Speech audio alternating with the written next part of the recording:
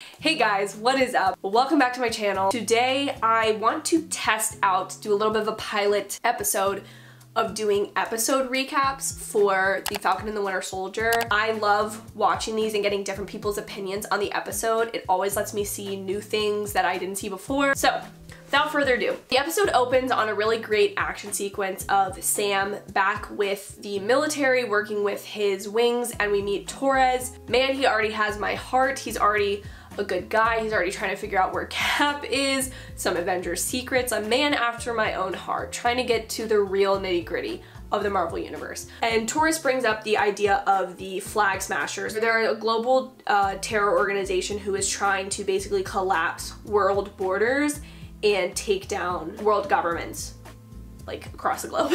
Worldwide. Have I told you that? International. This show is international issues. I loved that in this episode we got to see Sam go back to Louisiana, where we meet his sister Sarah and his two nephews. When they cried out Uncle Sam when he got out of his truck, we get to see the fishing boat that he and his sister grew up on, that his parents owned. I just loved seeing him in that setting. We also see Sam returning the Captain America shield to the US government, and we see Rhodey, which is so cool. We get to see two Air Force bros. Like, I really just want Carol Danvers to come back and have them just like sit down and have a couple beers and talk about their Air Force days. I don't know, I have an affinity for the three of them. Rhodey is not happy about the decision that Sam is giving the shield back. He feels like Sam should keep it, that was a gift from Cap. And I love that little nuance that Sam's trying to do the right thing for everyone. Global, worldwide, world betterment, as he says later in the episode. The greater good rather than what would be most maybe personally fulfilling or personally gratifying. And so I love that little dynamic, but later that comes back up because, spoiler alert, I mean this whole video is a spoiler alert, but spoiler alert, the US government is like, let me take that shield and give it to this rando who I don't even know what his name is. I completely forgot. I'll put it in an editing, but I completely forgot. Yeah, so the US government's being shady, and what's worse is Sam sees it on TV, so he doesn't get like a heads up from the US government of like, hey, we're gonna pass this shield along. And they even tell him at the beginning, like, you're doing the right thing, which again, if the government tells you you're doing something right in this universe, maybe be a little skeptical of that. Be like, maybe I'm gonna take that shield back. Needless to say, we have a new Captain America, and it is not Sam Wilson officially. And people being Sam and Bucky, are about to be pissed about that. And Rhodey. Rhodey's already pissed about it. I also adored the sequence in the bank because it just showed the tonal range of the MCU. They go from making jokes about this banker being like, I recognize you from somewhere, who are you? And Sam Wilson literally going like this, and him being, oh, you're the Falcon, can I get a selfie? Like blah, blah, blah, making jokes, to like, oh, you have no income over the last 5 years, like, because Sam was in the blip. We are going to not grant you this loan for the boat. Now moving on to Bucky. In this first episode, they have completely different storylines, don't interact at all. Bucky's was very interesting, and it said loud and clear, I am James Buchanan Barnes, I am not the Winter Soldier anymore. However, that sequence, which later is recontextualized to be heartbreaking, of him in that international place, immediately that cut to yellow and that yellow color grading of that scene, immediately I was like, this is Winter Soldier flashback. And I love that like anticipation, and then it's even better when he does like come over and he's got the mask and the long hair and whatever. And I am so glad that we got to see this flashback, and I'm curious to see if we'll see more flashbacks, because clearly Bucky is still dealing with the implications of him being Winter Soldier. And I love the harsh contrast between that all yellow scene to the very like cool blue tones of the therapy session, and how like displaced Bucky feels in both scenes, how just uncomfortable he is, and just to see that transition of like, who is this character gonna ultimately come out to be, which I think we're gonna see in future episodes, and I'm so excited about that.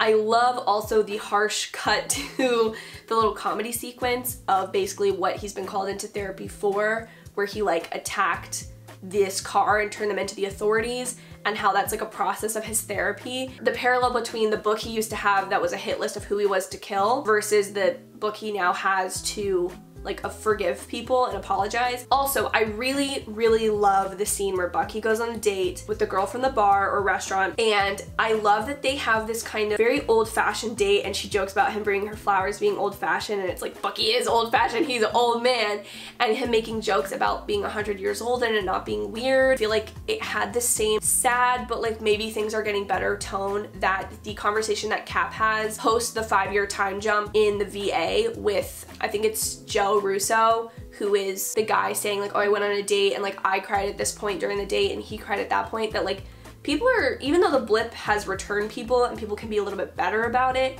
anyone who's lived through those 5 years that didn't get dusted, they're dealing with a lot of serious, heavy emotions.